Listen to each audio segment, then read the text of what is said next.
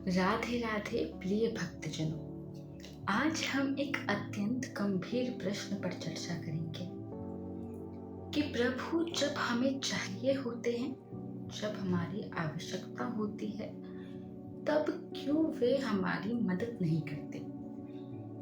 क्यों तब अभाव दिखाई देता है और जब हम संभालने योग्य नहीं रहते, तब सुख सुविधाओं की वर्षा होने लगती है?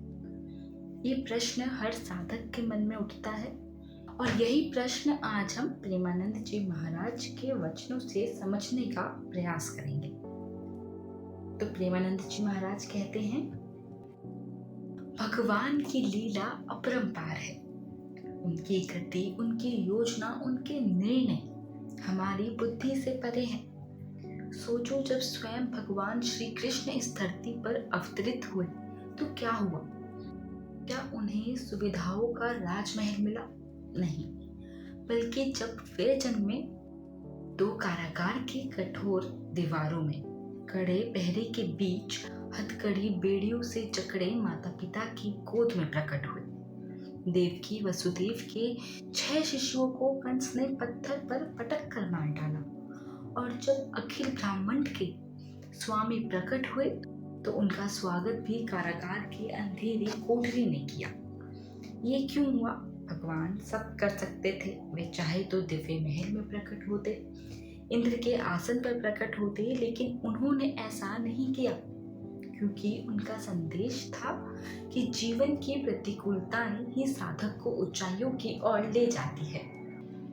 तो यदि उस समय भगवान हमें सारी सुविधाएं दे देते तो हम शायद साधना की उस कठिन चढ़ाई को कभी ना चढ़ पाते, फिसल जाते, ढील हो जाते।